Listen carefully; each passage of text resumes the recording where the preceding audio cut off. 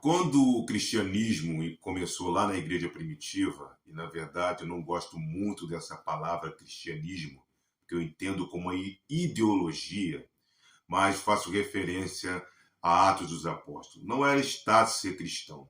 Assumir-se seguidor de Cristo era contrariar o judaísmo e se colocar ao lado de um condenado à pior das mortes pelo Império Romano, como o Senhor Jesus Cristo. O cristão era odiado por todos os lados e o nome cristão era pejorativo. Você sabia disso? Cristão significava pequeno Cristo. Por que isso? Porque as pessoas identificavam no cristão, olha lá, as pessoas identificavam no cristão o modo de falar, sua conduta, modo de agir, igual ao do Senhor Jesus. Aí apontavam, lá vai o pequeno Cristo. O cristão se escondia porque ser um pequeno Cristo significava pedrada.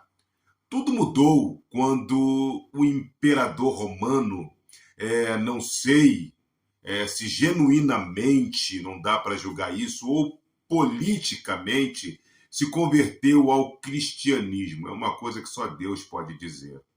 Genuíno ou não, ele tomou a pior da decisão de todas para a fé, que foi decretar que o cristianismo seria a religião do império, né? Eu sempre aponto que cristianismo, como disse acima, é uma ideologia. Depois dessa do imperador ser cristão, era moda, virou moda na verdade. E esta moda, estar no poder, foi um alívio para os cristãos que aturaram perseguição e mortes por 3 séculos, mas significou a apropriação do nome por quem não era um pequeno Cristo, que só queria agradar o imperador. Correu para ser batizado quem queria estar em alinhamento com o imperador. A experiência mística, né, sobrenatural, que era o motor da mudança de comportamento e que transformava as pessoas por temor, paixão, fé, em pequenos cristos, né? Foi substituída em grande parte pelo desejo de agradar o imperador, como já dito acima, cumprindo, assim, o ritual aparente. Qualquer um se dizia agora cristão, né? Parece muito com nossos dias, é impressionante, virou moda. Na verdade, cristão nominais. Qualquer um se dizia cristão, inclusive o dono das pedras e dos leões. Não ser cristão gerava perda de status na relação com o imperador e, aos poucos, isso foi se problematizando até que não ser cristão, ou pior, ser apontado como falso cristão, colocava a vida em risco. Eis que os cristãos genuínos começaram a ver que o sentido da palavra pequeno Cristo havia se perdido. Olha lá, não havia mais temor e o comprometimento vamos dizer assim, com um padrão de comportamento, né, e pensamento de Cristo se esvaía. O que havia era amor ao poder e mentiras para a manutenção desse status. Então, é necessário que nós venhamos entender o seguinte: a igreja enriqueceu e se postou ao lado dos poderosos. Não era o que Cristo nos ensinou ou ensinou à época ou na época. Quando os pequenos cristos começaram a apontar isso, pedrada neles, pedrada e fogueira em praça pública. O livro dos mártires, escrito por John Foxe em 1559, mostra várias dessas histórias. Eu te convidaria a adquirir este livro. Esse autor e sua obra moldaram o pensamento britânico sobre a Igreja Católica e ajudaram a consolidar a igreja anglicana, também ligada ao poder, porque desde Constantino, né, igreja e poder sempre andaram muito próximos. É só a gente olhar os nossos tempos.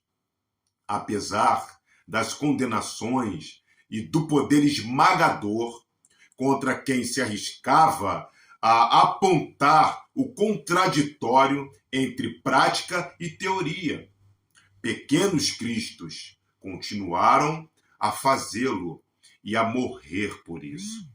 A perseguição sempre veio em ciclos de surgir uma reação, tomar pedrada, crescer, ser captado pelo poder.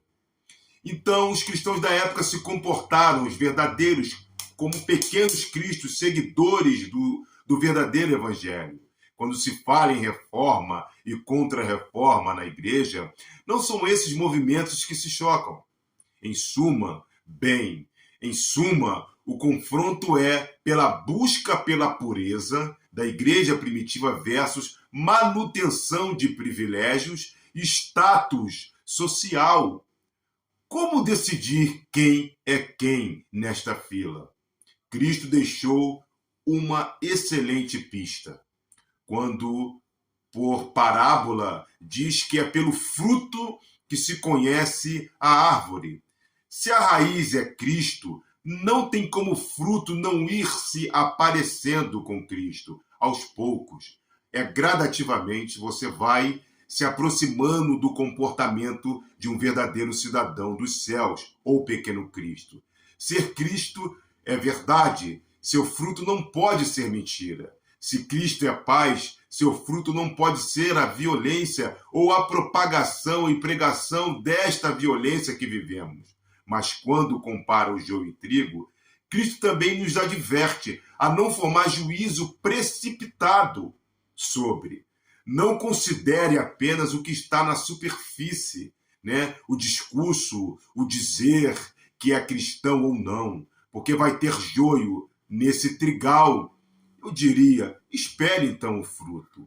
Isso foi importante na época de Cristo, o foi durante toda a história e continuará o sendo dentro e fora da religião. Posto isso, queria que você raciocinasse um Feliz Natal para todos e que tudo que Jesus foi e é esteja crescendo dentro de nossos corações ou dentro de nós. Que Deus abençoe sua vida, que você possa se aproximar e ser de fato um pequeno Cristo, vivendo esta verdade que é olhar para Jesus. Estes dias fui assaltado, fiquei muito agitado, mas em momento algum eu desejei a morte daquele marginal, em momento algum eu quis chutar a cara dele, ou chamei um ser humano de lixo, em que pese a atitude de um assaltante que leva violência, que leva o mal na vida das pessoas. Isso é uma realidade, infelizmente, na vida dos brasileiros, na vida de quem mora aqui, principalmente no estado do Rio de Janeiro.